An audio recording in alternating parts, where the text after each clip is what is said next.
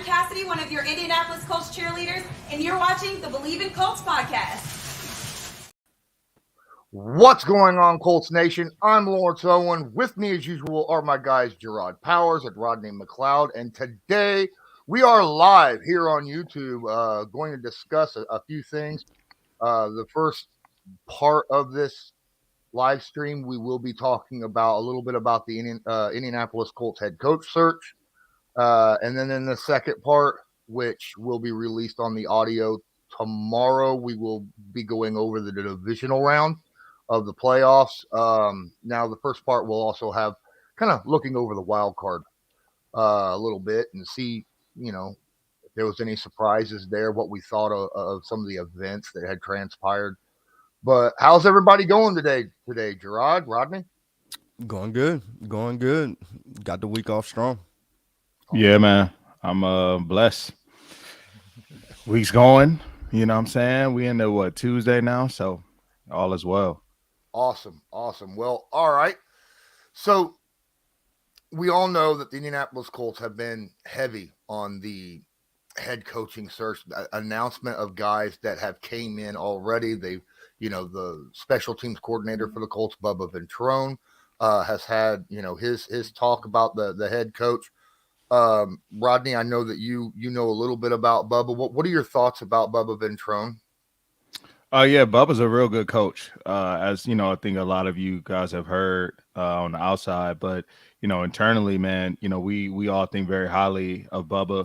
Understanding his background, being a former player, special teams guru, man. He shows us a lot of his clips. Have a lot of respect for him. We actually crossed paths while I was playing, so that shows my age a little bit. But no, overall, he's a great coach, man. He teaches the game nonstop. He holds guys to the highest standard, and he holds accountability close to his heart. And so he demands the most out of us. I think he gets the best out of his players, and that's what you see.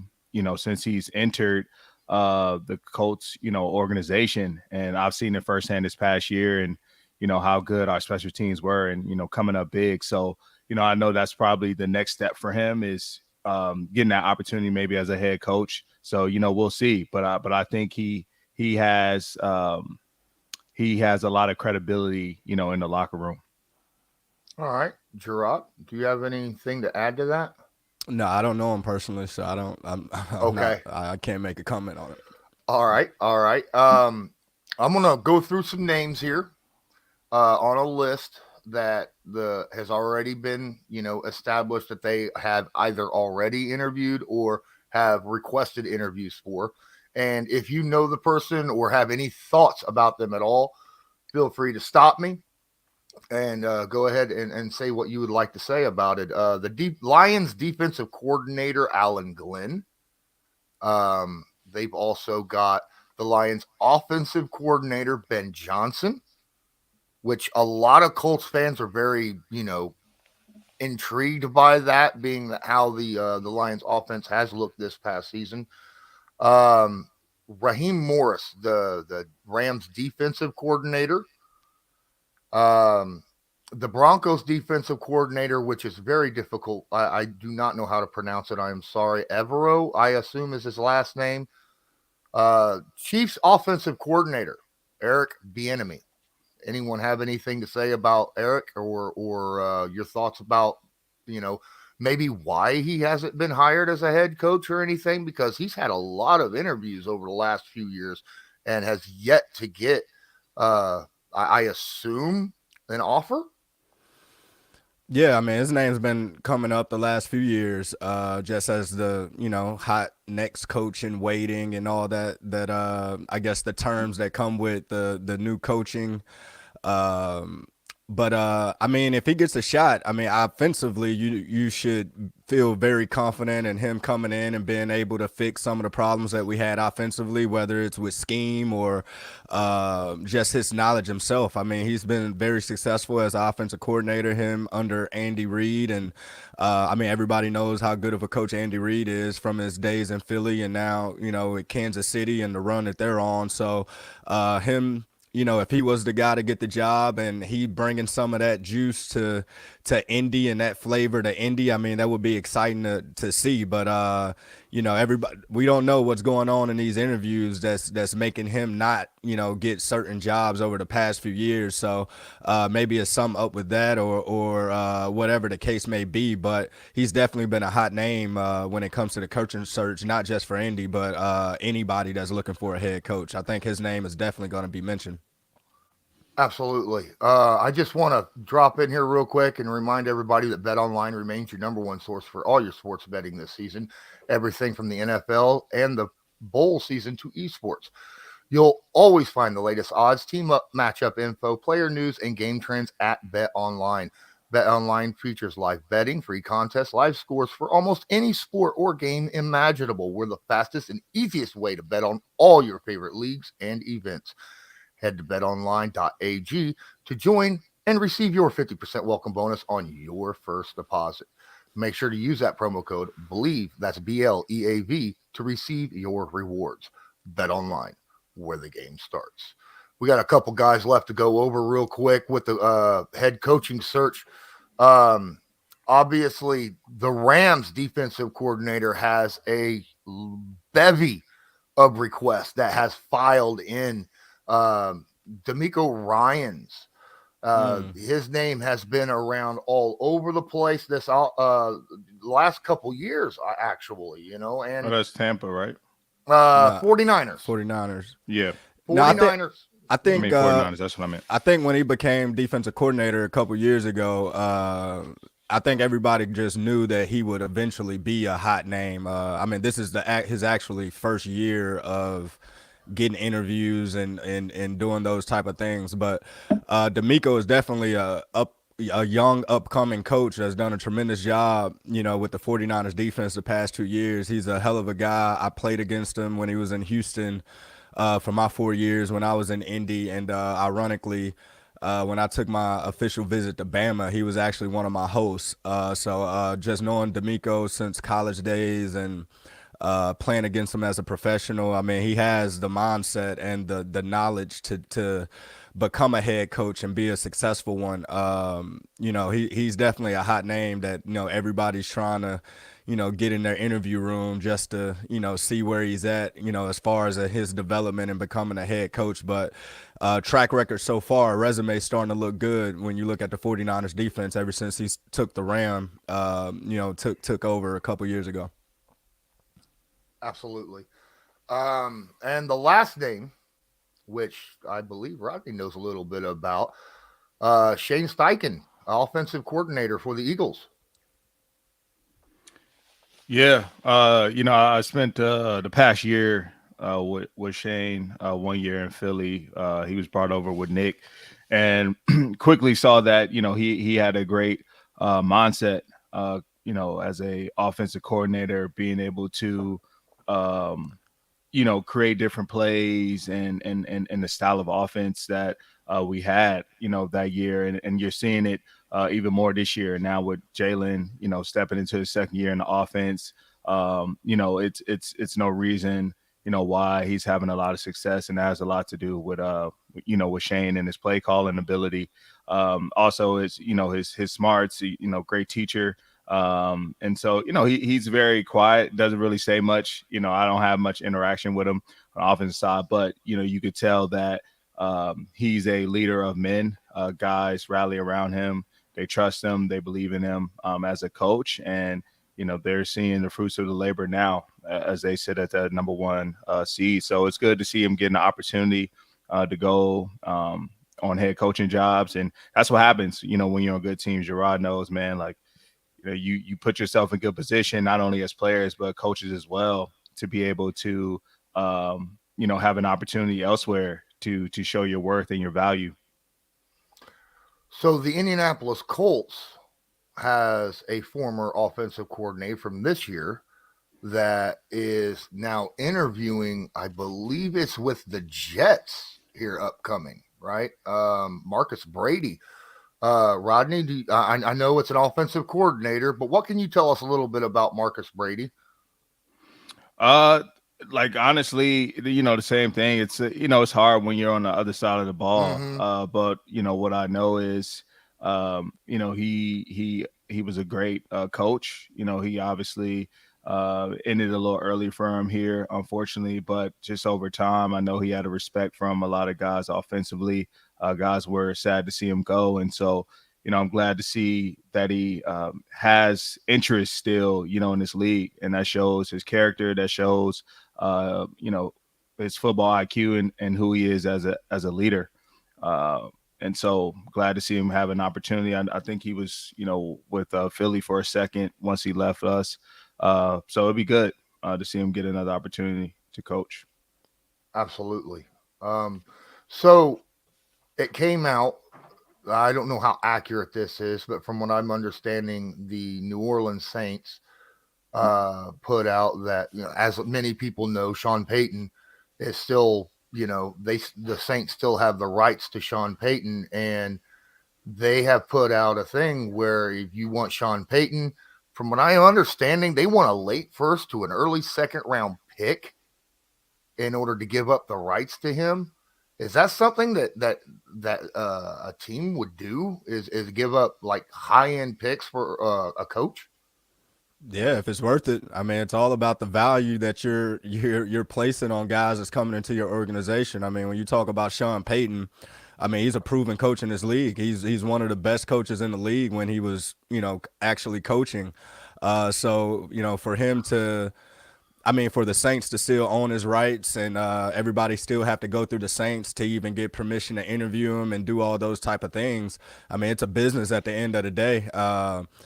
So if the Saints, wanted to be a-holes about it, I'm pretty sure, I mean, they could just stop what they're, doing and make Sean Payton have to come back to the Saints if he really wanted to coach. But if you're going to let a great coach, probably a future Hall of Famer type coach, leave your organization, you're going to want something in return. You're just not going to let, somebody of that value just walk away. Okay. All right.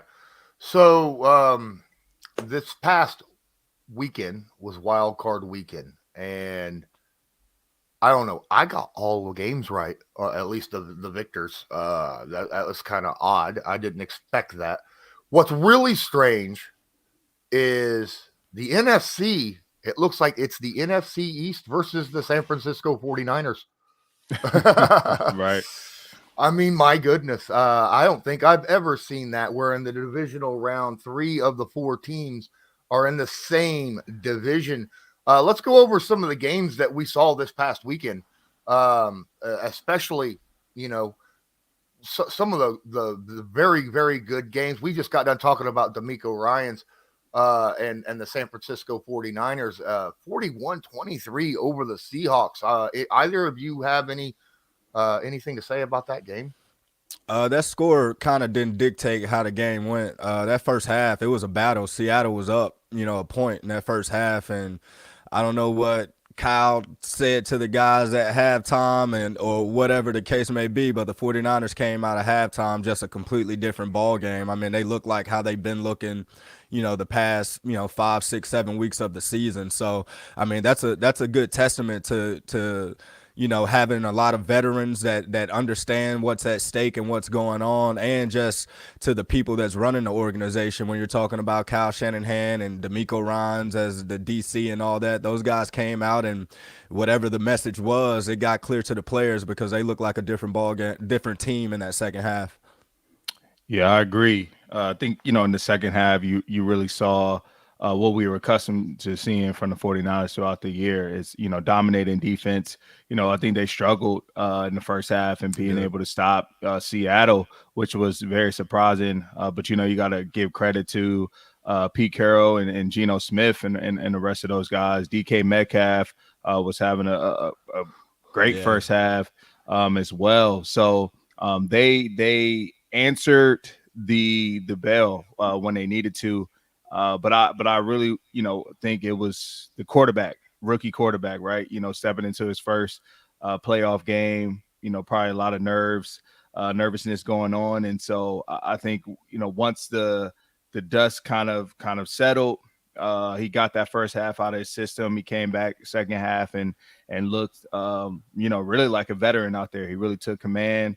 They put the ball in Christian McCaffrey's hands, Deebo Samuel, the guys who they need, and it was effective. We'll get to the comments here in just a moment. If you have any questions or comments for myself, Jerraud, or Rodney, feel free to drop them in the chat. We're just going over the wild card right now, talking about a game that does not reflect the score. Chargers, Jaguars, 30-31. What? That is not what it looked like at halftime. I'll tell you that much, right? Yeah, that was a fun game to watch. I mean, seeing the Chargers jump out the way that they jumped out, you knew Jacksonville was going to settle in, though. I mean, guys that kind of been in those type of situations and those type of games, the way that the Chargers jumped out of there, it was just mistakes by Jacksonville. I mean, it wasn't like the Chargers was just, beating them in every aspect. Jacksonville was kind of hurting themselves, and then once they settled in, and man, I like Jacksonville's defense, man. I mean, if you take away those 4 interceptions Trevor Lawrence throws, I think Jacksonville holds the Chargers to 14 points or under. I mean, because when you're up by that much, every point matters going forward. So it's almost like, man, we can't give up a field goal, we can't give up anything, and it's just a testament to Jacksonville's defense that you get down 24-0 or whatever the score was, and you keep it there and give your offense more opportunities and more time to kind of catch back up, and that's what happened. And then once that momentum shifted, you saw the pressure on the Chargers, like, hey, like you saw that defense take the field, like we have to get a stop. Like it wasn't the same aggressive play that we saw in that first quarter and that second quarter from that Chargers defense. Was almost just like, man, somebody please, stop the bleeding a little bit. And Jacksonville just rode that momentum, and a testament to Doug Peterson and his staff, man. I mean, I think y'all call him Dougie P. Rodney, was that his nickname? Dougie P. Yeah, I mean, Dougie P. earned a lot of. I mean, he already had respect. I mean, it's a Super Bowl winning coach, I think. But when you're on that national spotlight in that situation, and just as a player that might be going into free agency, a player that might be on the cusp of being on a new team, you see that type of energy and that type of coaching and that type of play. I'm pretty sure it's going to be some interesting people trying to get to Jacksonville this offseason. Yeah, man, the free agent acquisitions came into play, came up huge. Dougie P leading the troops. Hiring him was the first step, and then going out and getting guys like Evan Ingram, Christian Kirk, Zay Jones. They all stepped up, man. All three of them. Yep. In meaningful ways, and they've done that since they've been on this run. And that's why I picked them, honestly. Last week I made that decision because I felt like they've been in that playoff mode for the last all 8 of weeks December. Of the season. Yeah, like, what I'm saying? And they're dangerous. And then they're at home as well. The Chargers are a good team, but they're not physical. I like you said, I like Jacksonville's defense and the physicality that they play with. It was a surprise to see how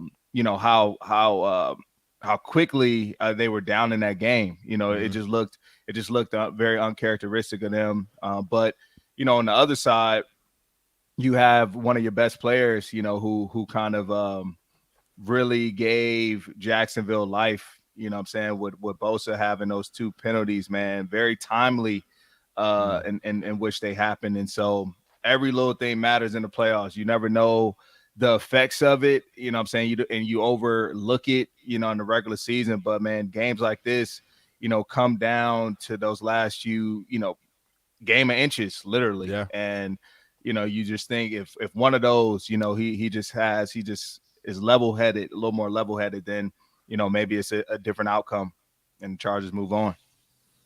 Absolutely. A game that was actually what it looked like on paper to me. This game was tight the whole time. Dolphins at Bills, 31-34. I was just watching this game going, obviously there was some question marks there near the end for the Dolphins when it come to coaching, I guess, that you could put it that way. Any thoughts on this game? I saw the highlights of it. I knew that the Dolphins defense was going, come ready to play. I mean, you're talking about division rivals, division foes. Whenever you're playing somebody you're familiar with, it's always going to be a battle. So for those guys to go out there and kind of, I guess, shock the world initially when nobody was expecting the Dolphins to play as well as they play with a with a third string quarterback, and in that situation, they had Josh Allen frustrated. And I saw a stat that I think Josh Allen got 30 turnovers. It's like 30 turnovers with interceptions and fumbles combined, and everybody thinks that's a problem going forward because you can't win turning the ball over, especially in the playoffs. I mean, we saw Jacksonville do it and come back, but it just don't happen like that on a week-to-week basis. But Bills showed again, though, while they one of the top teams, in the league and one of the, I guess, Super Bowl favorites in the league. When you face adversity, you lean on your best players and you lean on your vets, to pull guys through, and that's what they did in a tough game. Yeah, it did surprise me at how close that game was. I think I was early on. I think I may have been out, and I saw it was maybe like 14-9 or something like that. And then all of a sudden, I got home, and it was like 17 something at half. I'm like what? 20-17? Yeah, or something. I'm like, what's going on? Like, what did I miss? But yeah, it just goes to show you. I think more importantly, you're seeing a lot of division games in these playoffs, and teams know each other very well. And so I think that's why the games, are so close and the battles. I mean, let alone it's the playoffs, but even more so, I think it's division opponents, the rivalry, a little more emotion behind it, even more than, what the playoff brings and creates. So it's interesting. But I think, as you go throughout your journey, especially in these playoffs, man, you want to be tested. And it's good to be tested early so that, you get familiar with being in those positions and see how your team responds. And, the Bills responded at a championship level. They answered the call and they showed up. And when it mattered, they got it done. So nobody cares if you win by 1 point, man, as long as it's a W. Yep. Your season continues. And now, they face the Bengals next week. Absolutely. Now, again, we're going to get over to the NFC side real quick. As the middle game on Sunday happened, Daniel Jones has really came into his own this year. I really feel like he's stepped in and become that guy that the Giants had been hoping he was going to be when he was drafted. He had himself a heck of a game against the Vikings. Yeah, I mean, when you get the right coaching staff and, all the pieces work, I mean, that's why, some of these players get bad raps and, fans like to, jump on them early when things don't seem right or they're not playing up to the caliber that, people think that you have to play. But everything matters when you're talking about it in professional sports, man. So you need the right coach. You need to be in the right fit that suits you. You need all those type of things. And Coach DeBall, man, he's been doing a hell of a job. He did a hell of a job and seeming like he just understands his roster and what they do best and what they don't do well. And he coaches that way. He coaches to try to put these guys in position. And it seems like he just made the game a lot simpler for Daniel Jones. Like, hey, these are your reads. If it's not there, make something happen with your feet. Like, use what God gave you to help win games. You don't have to be the prettiest. You don't have to act like Josh Allen or act like Pat Mahomes. Be you at the end of the day. And it seems like this year he is just being like the true, I don't know, it just seems like he's being true to himself and the attributes and what he can bring to the table. And it's working for these guys. They're a dangerous team to play in the playoffs because, I mean, they're looking at it like we don't have anything to lose. Everybody's been writing us off the past few years. Everybody has this perception about the Giants and, and all that. And then when you get on the field and play against these guys, you're like, oh, my God, like these guys can really play. This is a really damn good football team. Yeah, you got to tip your hat to coaching and the culture that they've created there. And even more so, the players have they believe and they bought in, and you can see their style of that they play with and their identity, and they're used to the close games. And I had a feeling that it would be a one possession game.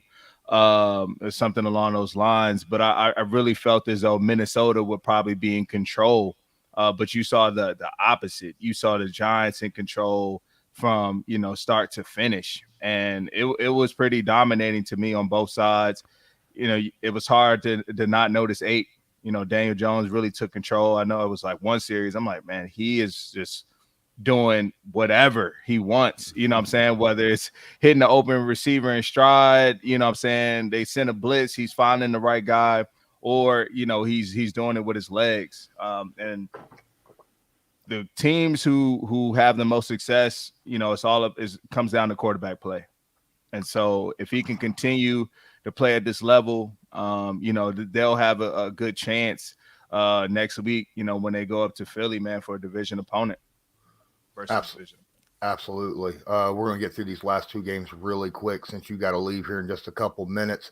Did that fumble return by Tyler Huntley put this game in the bag for the Bengals? It was a wrap. He thought he was Trevor Lawrence, man. You had to understand where you are. And what was interesting about that play is, and I think the announcers pointed it out, you have guys pushing him from behind, which is you see that from Philly all the time and a lot of teams. But I think, Huntley did his own thing and he decided to jump. And it cost him big, man. Like that was the game literally right there. And I feel bad for the Ravens and Huntley as well, because I felt like they played well enough to win. But they definitely did. They definitely played well enough to win. And I feel for Huntley, because I feel like, as a player, at certain moments that come to where you feel like, hey, I gotta make a play.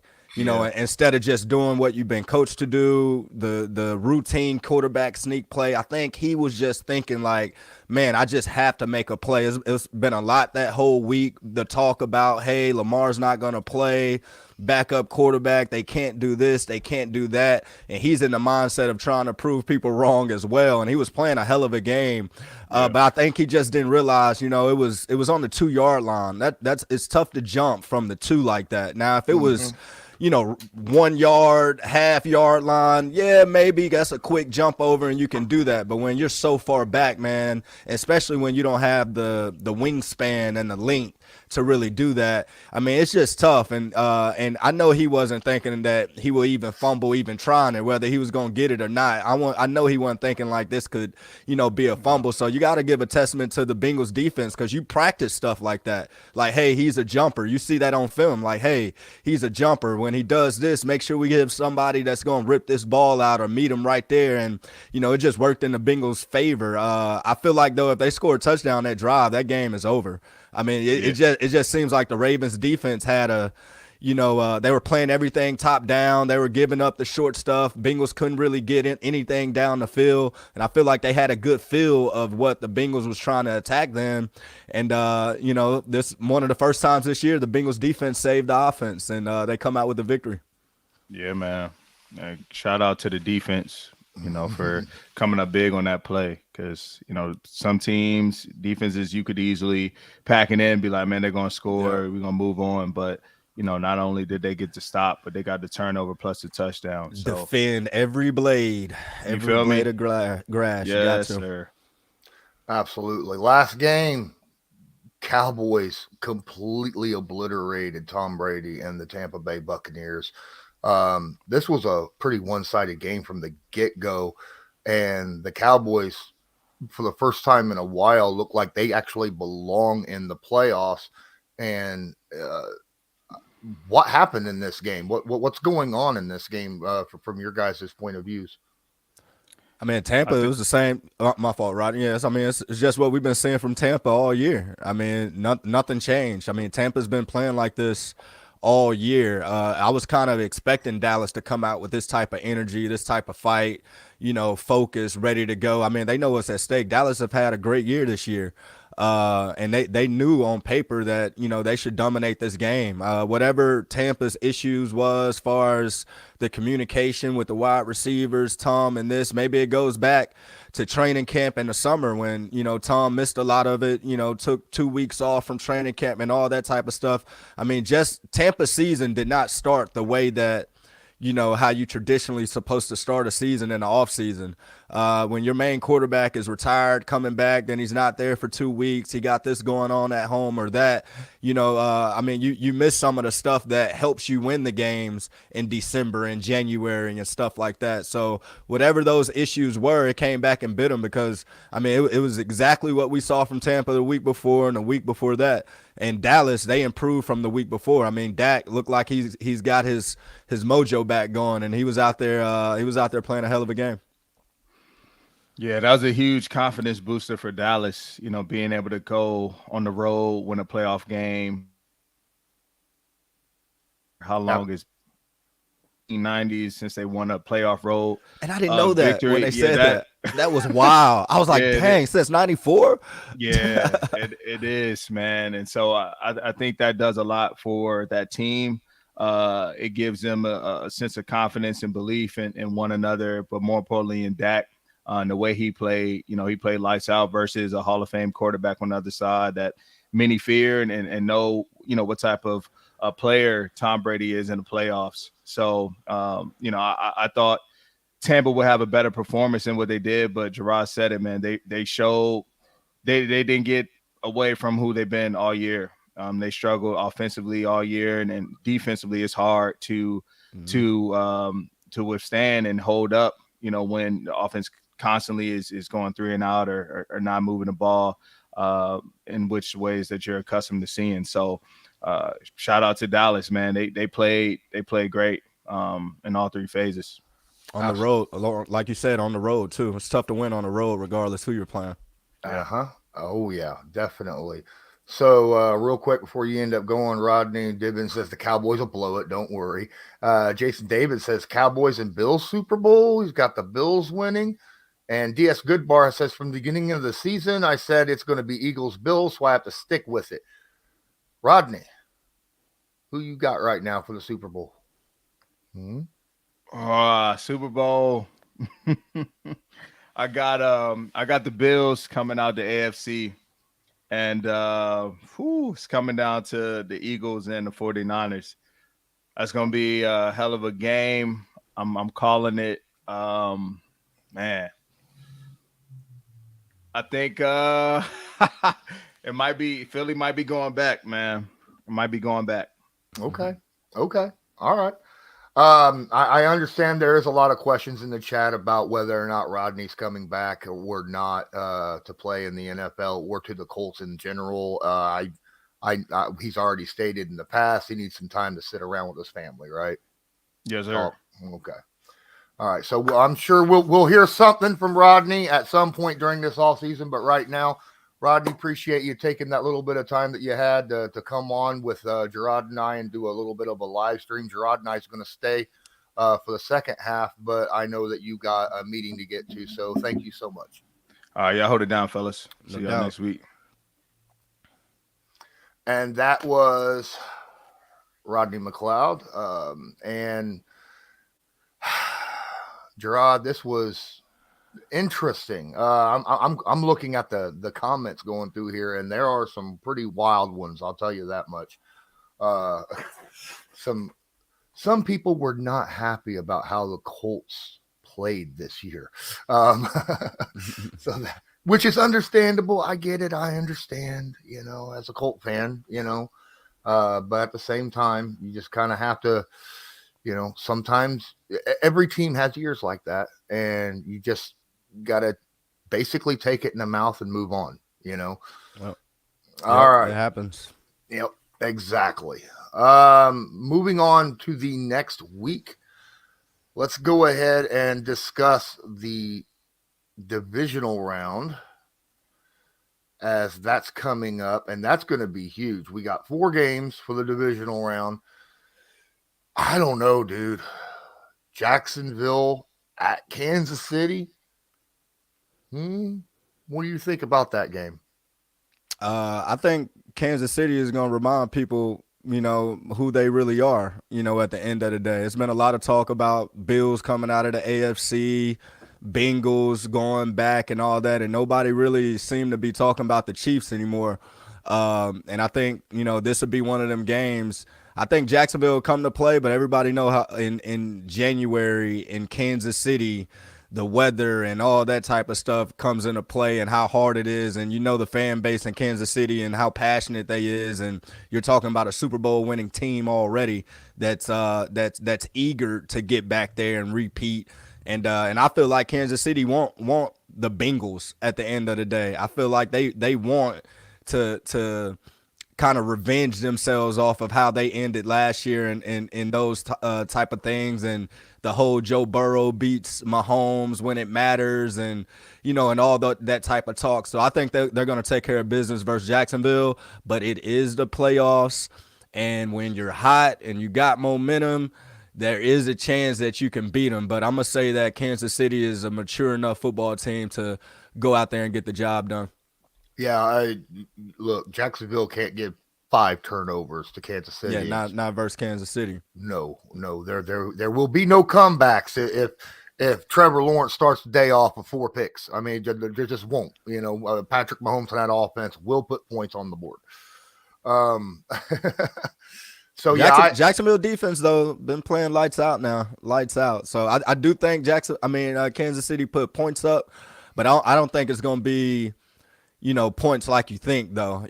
I still think it'll be kind of a close ball game at the end of the day. I just don't think Kansas City just going to run away with it, but I do think they're going to take care of business. Okay. I'm just, surprised that Jacksonville started the season off the way they did and ended up not only making the playoffs, but getting an upset victory in the wild card round against the Chargers. That says a lot about this young Jacksonville Jaguars team being led by a Super Bowl winning experienced head coach coming in on his first year. And that's my thought. It means that they're going to be a force for years to come in the AFC South. I agree. They're going to cause some problems in these next coming years for sure. They're only going to get better. Yep, absolutely. I agree with you, though. I think the Chiefs win that game. Giants at Philly. There's 2 games. I mean, really all the games here are going to be good. This one, I think Philadelphia fans better get a little bit worried because, in all honesty, the Giants, you said it earlier, they're dangerous. Their backs are against the wall, but they don't have anything to really, they don't have to prove anything. They can go out there and just play free because they weren't even supposed to be here. Yeah, and it's tough playing against, like I said, it's tough playing against your own division. I mean, you got 2 games on film that you can go back and scout and look at yourself versus your opponent. And normally, like you say, the Giants are coming off a victory. The Philly is coming off a bye week.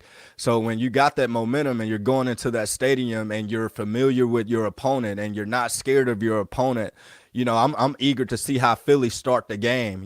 Is they going to start hot and fast like how they normally start, or are they going to look like they're coming off a bye week and they're trying to get that energy back going? I mean, we know how the Philly fan base is going to be. It's going to be that game right there will be one of the most fun games to watch just because of the hatred between the two.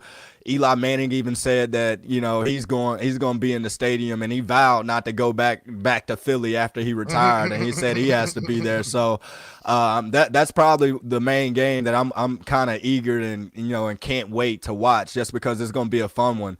And the Giants, if you want to put your name out there and make people respect you, win this game and see how your offseason, be, whether you make it to the Super Bowl or not. It'll be a lot of people that'll be picking you to win the division next year and doing all those type of things to where now you got the target on your back.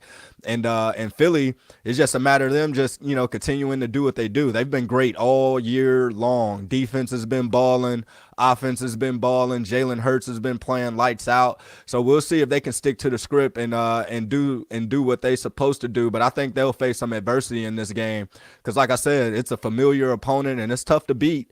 It's tough to beat guys 3 times in a row. At the end of the day. It is. And like you said, Daniel is coming into his own right now. Dayball, I think, wins Coach of the Year for a reason. So yeah, this is going to be an interesting matchup. To me, it's a coin flip. Eagles should win this game. But yeah, I got Philly winning it. I feel like the Eagles should win, but I can't count the Giants out in this one at all. If the Giants pull this upset, it would not surprise me at all. Yep. Then we got the Sunday matchups. This is going to be something that I think we all have been waiting for the last 2 weeks, right? This is basically what we were hoping for when the Damar Hamlin situation went down, right? Yep. Bengals, Bills. Your thoughts about this game?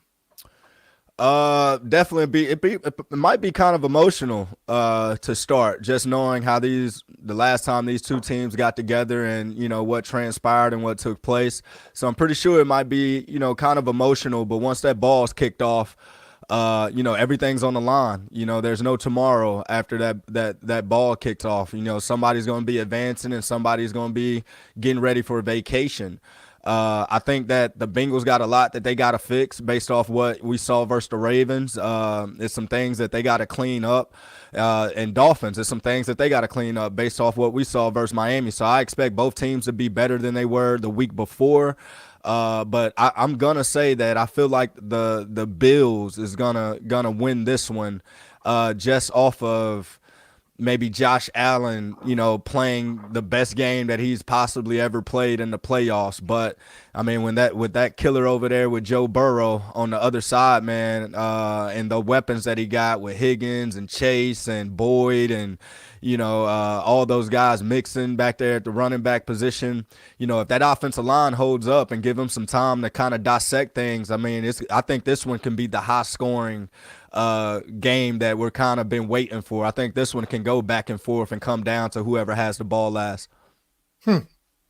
Well, I mean, definitely the two teams have incredible offenses. These are two teams that love to air it out, throw the football, get a lot of points on the board.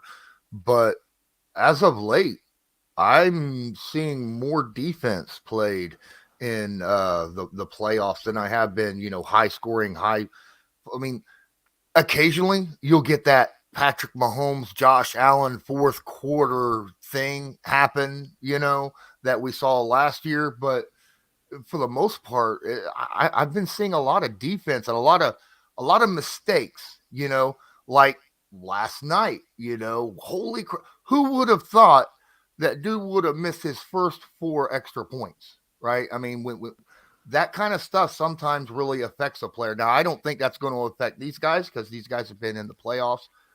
The Bills and the Cincinnati Bengals have been in the playoffs quite a bit over last year, obviously.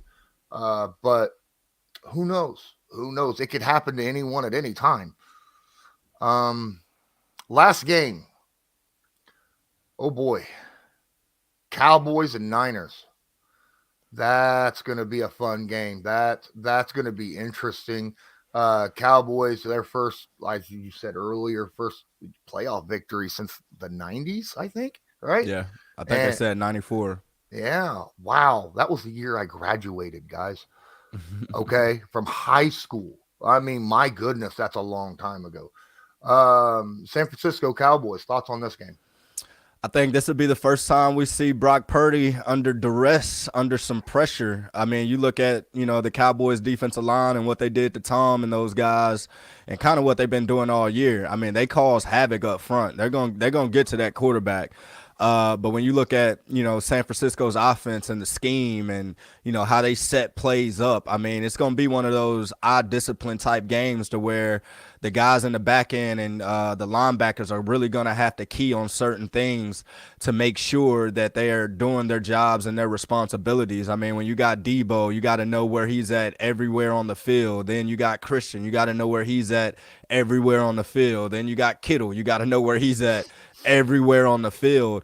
It's going to be one of those things to where our discipline and just responsible football from the defense of the Cowboys is going to have to be there. But when you talk about the Cowboys front four and the pressure that they bring without even having a blitz, I think that's going to be the key to the victory. If they can get Brock Purdy, hit a couple times, sack here, sack there, and just cause some pressure from just not being able to have to blitz anybody, I think that's going to be the key to the victory.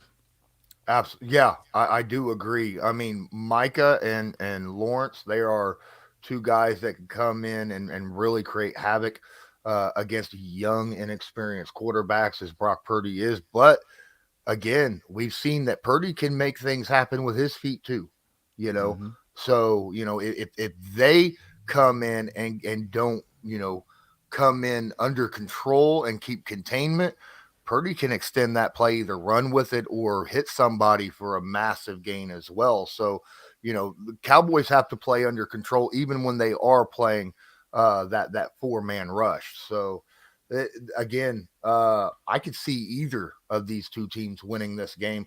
I still think San Francisco wins it, though. I really do. Gotcha.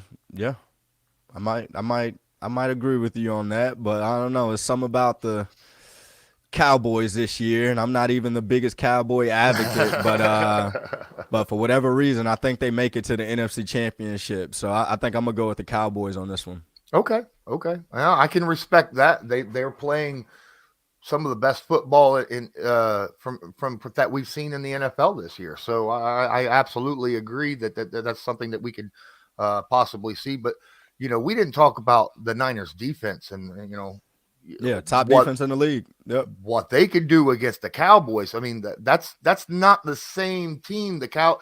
This isn't the Tampa Bay defense, So the Niners defense, I think, are going to cause problems against, especially against the run game. Dallas loves to really use. Pollard looks so good last night. Oh my goodness. Running that football. He looked really good. I don't think he's going to have those big 10, 15-yard runs as often as we saw against the Niners, though.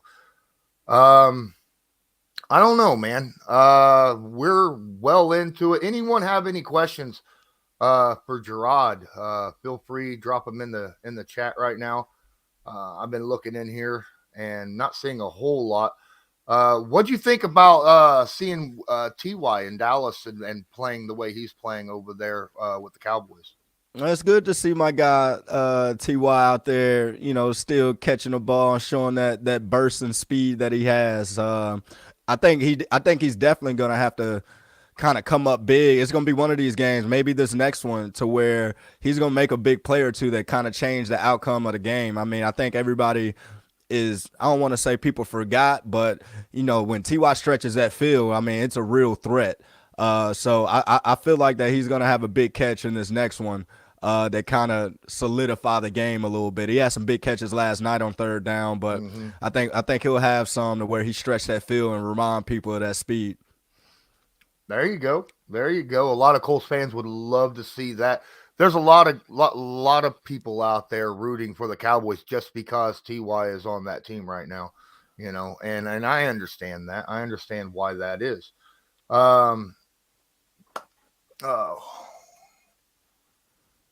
What is okay? I'm sorry. I'm looking at the chat here, and I'm just like, what in the world? I don't understand what some of these guys are saying.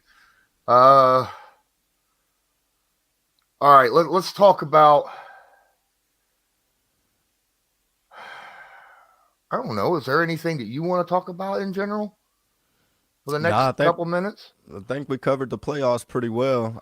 It's been a good start to the playoffs. Been some exciting games. So, I mean, I'm excited about it. I can't wait to this weekend. I wish they could, play more games in one day. But I'm excited about it.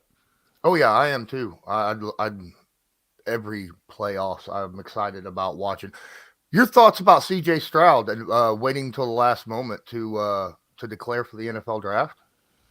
I don't think that was an issue. I think he kind of was weighing all his options. I mean, a lot of people got to realize these guys are making money right now. So even though I know that it's life-changing money that he'll get in the draft, but at that same token, if you feel like, you haven't accomplished what you want to accomplish personally at your school and you're thinking about coming back, just to, kind of do some more that you already had planned, I think you should definitely, consider that option. I mean, you're talking about graduating, you're talking about trying to win the Heisman, win a national championship, get back to the Final Four, do all these type of things because Once you leave college, man, it's all business from there, even though it's a little business right now, but you're not going to have that same joy and that same bond and friendship with your teammates that you've been with for the past 4 or 5 years.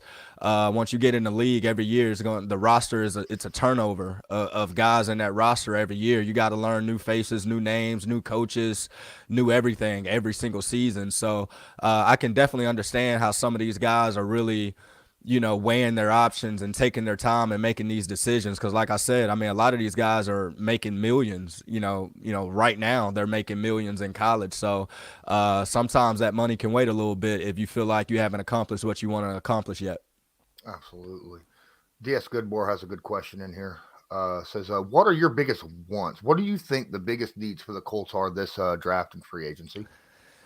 Well, I feel like after they get a head coach, and kind of sort everything out on priorities, which I think everybody know the quarterback position is the priority, but you just don't want to have your eyes set on one specific quarterback and then your head coach system or the offensive guys that he bring in and that quarterback don't match or don't fit. You don't want to be stuck in a situation where, you got to develop another guy. I think you got to get a head coach, get a head coach, not a GM, and figure out what system you're going to be running going forward and then make your picks, make your decision from there. I mean, obviously you got Stroud, you got Bryce Young, you got the possibility even trading up, and with the Bears possibly and going that route with Justin Fields. So you got a couple different options on the table. But I still don't feel like it's a quarterback in the draft that's just, can't miss type prospect. Mm-hmm. I feel like a bunch of these guys are going to be great, great players. Don't get me wrong, but I feel like a bunch of these guys are similar in that aspect to whether it don't matter if you get Stroud, Bryce, or the next guy, you're getting a pretty decent, good quarterback at the end of the day. But I think you want to get the right one that fits whatever system is going to be, your offensive system going forward. Loyalist drops in here. Do you think the Colts turnaround is a 1-year situation, or is it going to take multiple years to get back to where they were? I don't think it's I don't think today's NFL is like a build up or we're rebuilding for multiple years or anything like that. I think it's a year-to-year basis in the NFL. I mean, we're talking about Jacksonville, who won what, 3 games last year? Or something like that, and they're in the second round of the playoffs this year. So I don't necessarily Bleav that teams in today's NFL have time to develop or wait. You want to get the right pieces into your building, into your organization right now. You want to win right now. There's not a team in the NFL that's saying, hey, in 2 or 3 years, we're going to be great. You don't know what's going to happen in 2 or 3 years, at the end of the day. So I think you're trying to get the right pieces, the right coaches, the right systems, the right everything so you can win right away. I mean, the Giants, they only won 4 or 5 games last year, and they're in the second round. I mean, you look at some of these teams, man, and it's overnight. It's about just getting the right pieces at the end of the day. I don't think you have time to build in today's NFL. Okay. In other aspects, yeah, like you can get a D lineman and say, hey, this is a development type thing. You can get a backer, you can get something like that, but there's not a GM or owner saying, hey, in 3 or 4 years, this team's supposed to be here. No, these owners want to win right now. These GMs want to win right now. So it's just about getting the right pieces and making it work. Okay. My opinion. Yeah, great answer. I think that was a really good question too. I think it is something that, a lot of people think that, owners are all good about, a complete teardown and rebuild of a team. You know what I mean? And I don't think that's something that's going to happen with the Indianapolis Colts. I mean, we still have our GM, right? So that speaks volumes on where Irsay is thinking when it comes to, his team and what he wants to go with. He still has faith in Ballard and the way he's been building this team. He just, got to retool, got to find those, especially that quarterback, right? And then obviously, I mean, obviously, everybody know if you don't have a quarterback in this league, it's impossible. It's impossible to win. I mean, I don't care how good your defense is. It's not the what was it, 6 Ravens or whatnot. I mean, these guys are throwing the ball. Like Tom Brady threw the ball over 50 times last night. You know what I'm saying? So, I mean, of course, they didn't play well or they didn't get it done, but it don't matter how good your defense is. I mean, it's week to week to where you can get beat. You need an offense. You need a quarterback to win games. And, I mean, that's just how it is. I mean, you got to reload. You can't necessarily think rebuild. Absolutely. And I just want to say something. Ancient Atomic Immortality. He says 5 years ago, Luck retired, so you know what that means. He still drafted a guard 6th overall, skipped on Hurts, skipped on Deebo Samuel, skipped on A.J. Brown, skipped on DK Metcalf. I can tell you right now, every team in the NFL skipped on every single one of those players. I mean, all those guys, not just the Colts. Yeah, but and all those guys turned out to be great players, but you don't know who's gonna turn out at that moment. I mean, Jalen Hurts had just lost his job to Tua, had to go to Oklahoma, get better as a passer, and he did all those type of things. So it was a matter of Jalen Hurts finding somebody who believed in him.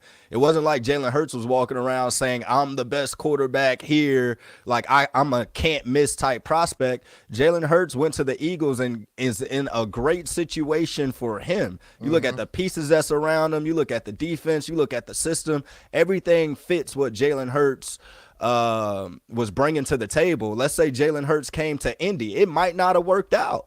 It just might not have worked out. You just never know. DK Metcalf came to Indy and we don't have a quarterback. What's the difference in him and Pittman? It might not have worked out. So all these guys that we're talking about went into situations to where it kind of benefited the team that they were selected by. I mean, Seattle was looking for a number 1 receiver, big time player. They had just lost some guys, you know, from the years past that decided to retire and step away and do all those type of things. So all those guys went into situations that was great for him. Deebo Samuel was doing the same thing he's doing now in San Francisco and South Carolina. System and everything. They were using Deebo Samuel as a running back, as a wide receiver, and all those type things. If you're drafting Deebo to your system and you don't have that system to fit Deebo, you're wasting his talent, you know, at the end of the day. So a lot of times, you know, we see what these guys are doing now and say, I can't believe that our GM didn't select this or do that. I mean, how you win games is having a great offensive line and a great defensive line, first and foremost. If you don't have a good offensive line or a good defensive line, it's going to be hard to block anybody and it's going to be hard to stop anybody. You know, so you have to build from, you know, the trenches and up. And once you got your trenches in place, now you can go into the draft saying, I need the best skill guy available. Like, we got guys that can block. We got guys that can get to the passer and all that. Now I'm looking for the best player, period, to come in and just add to what we already have. So, you know, sometimes fans, you know, you can look at, you know, some of these players, you know, they're 3-4 years in now and see what they're doing and be like, I can't believe we missed out on this guy or did that. But at the moment when it was happening, you didn't know these guys were going to turn out that way. No, and again, you brought up, there's a couple things I want to get to with what you're saying here. Just because he's a player successful on one team, like you said, does not necessarily mean he's going to fit in the scheme and the players and the coaching of another team. That's no more evident than what happened with Russell Wilson this past season, right? I mean, that's big situation. I mean, look at Trevor Lawrence. Yeah. The year before, he looked horrible with Urban Meyer and everything. Then all of a sudden, you get a whole new staff, and you're looking at Trevor Lawrence like, oh, my gosh, he might be, you know, top 10 quarterback next year. You know, like, oh, now I see the arm they were talking about. Oh, now I see the athletic ability and all these type of things that, you know, got him drafted number 1. You know, everything matters in the NFL when you're talking about making things work. And it's from top down, the right GM, the right head coach, the right assistants, the right system, you know, everything matters. Absolutely. And you sitting here talking about earlier, you were a former defensive back in the NFL, and you just hammered down on Ballard's philosophy, build in the trenches. That's the most important part. I think that speaks volumes on how important it is to get talent up front on both sides of the football. Yeah, I mean, you have to. What did the Bengals do after their run last year?